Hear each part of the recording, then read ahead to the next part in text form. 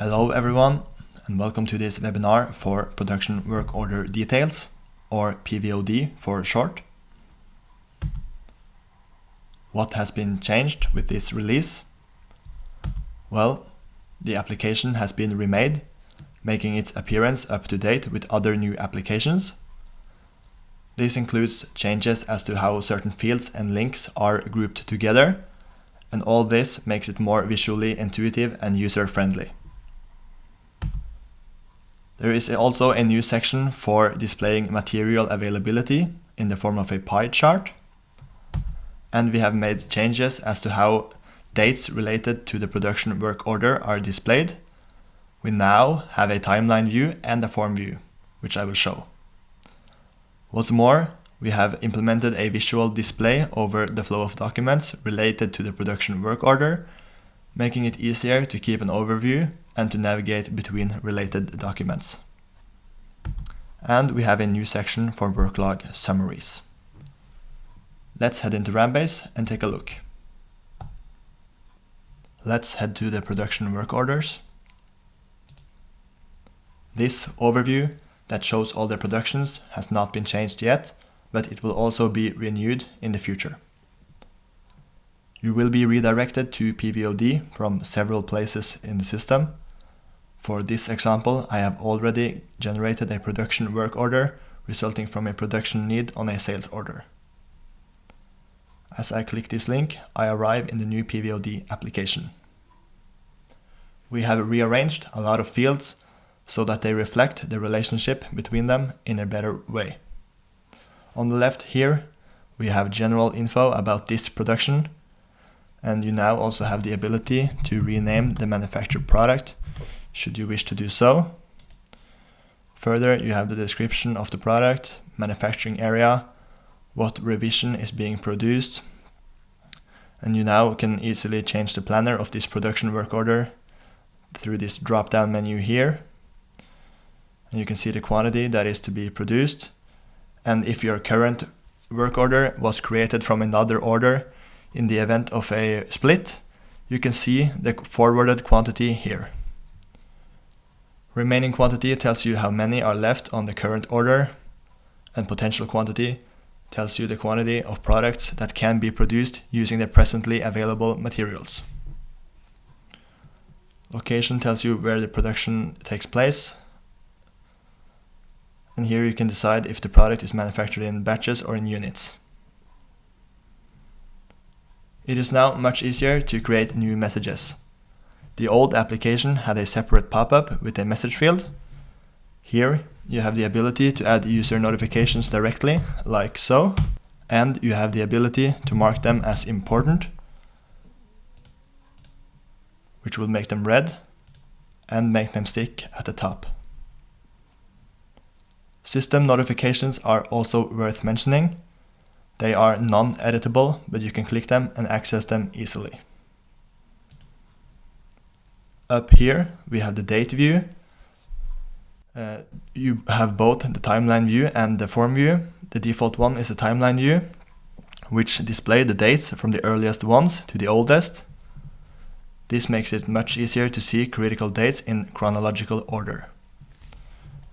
The form view also has the field confirmed delivery date, which will be the confirmed delivery date of the sales order related to the production work order.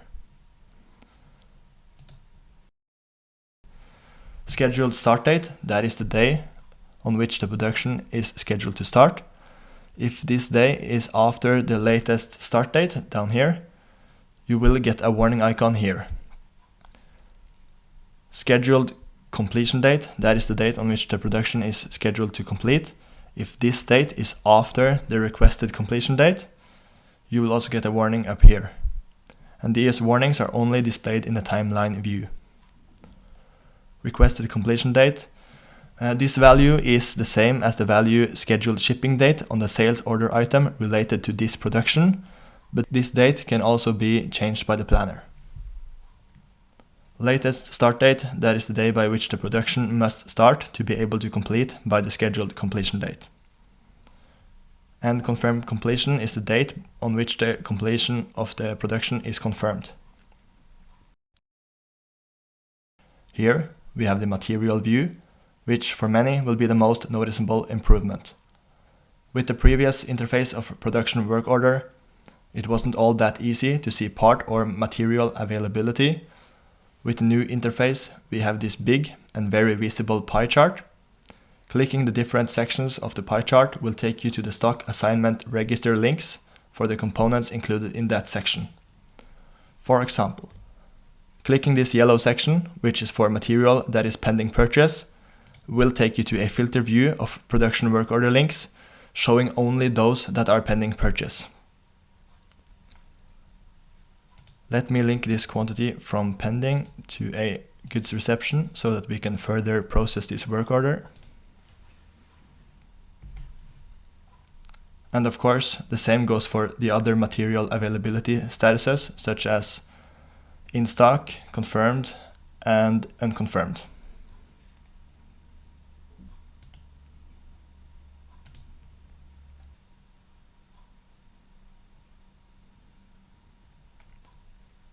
Main actions for the production work order is found here in the middle. So here you can confirm and release the order. You can put it on hold, perform a regular split, and cancel it, provided it has the right status. And when the order is completed, you could also forward to stock from here. Up here, we have the view over the flow of documents in the production process. You can navigate to the documents by clicking them, like so. And if the production work order is generated by a production need from a sales order, you will in the customer section find information about the end customer for this order, such as the name of the customer, the reference to the specific order, what revision of the product was ordered, and the reference number, and so on. To the right, in the links pane, we have grouped links to various related applications for the production work order. Structure opens the product structure application, which enables you to view the structure of the product. Cost opens up the cost calculation for the production. Pick opens the pick application, where you can see the status of the picking operation for the work order and interact with the process. Operations opens the planned operations for the current work order. Deliveries opens the ART application with the Deliveries to Stock tab in focus. Assignments opens current production work order in the stock assignment archive. And Worklog opens the Worklog application, where you can see more detailed info about the worklog. Worklog summary displays all info about accrued time on each step of the operation on the released work orders. The planned and actual times are displayed with these progress bars here. The bars are green if actual work time is less than the planned operation time, and it turns red if it exceeds the threshold. Total time represents total hours related to the setup, run, and cleanup time for machine hours consumed by all the operations. If man hours are registered, a new summary will appear with the label total man hours. Product units and current work order operation lists all the product units being produced. You also have a link to the current work order operation and to the current or last operation and resource used. We have also made improvements to the context menu. The old one had a large list of menu options under a few folders, whereas the new one has many different folders, making it easier to navigate and to access relevant context menu items. Also, this area here shows drawings uploaded to the structure of the product. You can zoom in here, or you can open it in a new tab, or you can download it here. Let's complete this production. We can go to the work order operation from here.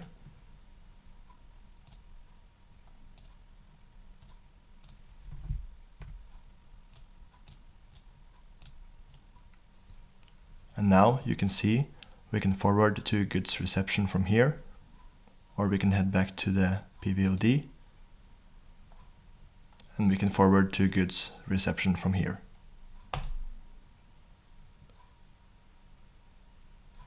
And now we have a new document here for the goods reception. And that was all I wanted to show you.